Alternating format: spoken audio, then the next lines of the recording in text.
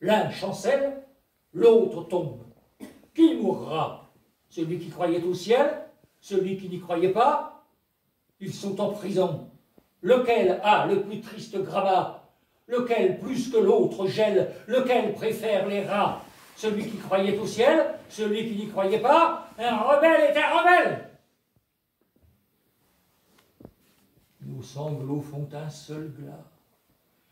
Et quand vient l'aube cruelle, passe de vie à trépas celui qui croyait au ciel, celui qui n'y croyait pas, répétant le nom de celle qu'aucun des deux ne trompa, et leur sang rouge ruisselle, même couleur, même éclat, celui qui croyait au ciel, celui qui n'y croyait pas, il coule et se mêle à la terre qu'il aima, pour qu'à la saison nouvelle mûrisse un raisin muscat. Celui qui croyait au ciel, celui qui n'y croyait pas, l'un court et l'autre a des ailes, de Bretagne ou du Jura, et framboise ou mirabelle, le grillon rechantera. Dites flûte ou violoncelle, le double amour qui brûla, l'alouette et l'hirondelle, la rose et le réséda. Alors, encore du Prévert, mais c'est du Prévert bien spécial celui-là. Oh, faut que je remonte mon pantalon pour les dire. Oh là là. Oh, à la pêche à la baleine, à la pêche à la baleine, disait le père d'une voix courroucée à son fils Prosper, sous l'armoire allongée. À la pêche à la baleine, tu veux pas aller? Et pourquoi donc? Et pourquoi donc j'irais pêcher une pauvre bête qui m'a rien fait, papa? Va la pêcher toi-même, puisque ça te plaît. Il est mieux rester à la maison, avec ma pauvre mère. Et le cousin Gaston.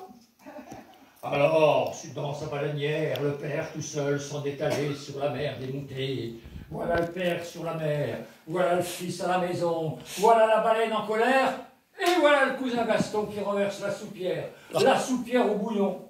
La mer était mauvaise, la soupe était bonne. Et voilà sur sa chaise Prosper qui se désole. À la pêche à la baleine, j'y suis pas allé. Et pourquoi donc j'y ai pas été? Peut-être qu'on l'aurait attrapé, alors j'aurais pu en manger. Mais voilà la porte qui s'ouvre. Et ruisselant d'eau, le père apparaît hors d'haleine, tenant la baleine sur son dos. Il jette l'animal sur la table. Une belle baleine, aux yeux bleus, une bête comme on en voit peu. Et il dit d'une voix lamentable, dépêchez-vous de la dépecer, j'ai faim, j'ai soif, je veux manger. Mais voilà Prosper qui se lève, regardant son père dans le bleu des yeux, dans le bleu des yeux bleus de son père, bleus comme ceux de la baleine aux yeux bleus. Et pourquoi donc je dépecerais cette pauvre bête qui m'a rien fait? Tant pis, j'abandonne ma part, puis il jette le couteau par terre. Mais la baleine s'en empare, et se précipitant sur le père, elle le transperce de père en part. Ah ah, du coup, ça me rappelle la chasse aux papillons. Et voilà. Voilà Prosper qui prépare le faire-part. La mère qui prend le deuil de son pauvre mari. Et la baleine, la larme à l'œil, contemplant le foyer détruit. Soudain, elle s'écrie. Et pourquoi donc j'ai tué ce pauvre imbécile? Maintenant, les autres vont me pourchasser en moto godique, et puis ils vont exterminer toute ma petite famille. Alors, éclatant d'un rire inquiétant, elle se dirige vers la porte et dit à la veuve en passant, « Madame, soyez, si quelqu'un vient me demander, soyez aimable et répondez, la baleine est sortie, asseyez-vous, attendez-la, dans une quinzaine d'années sans doute, elle reviendra. »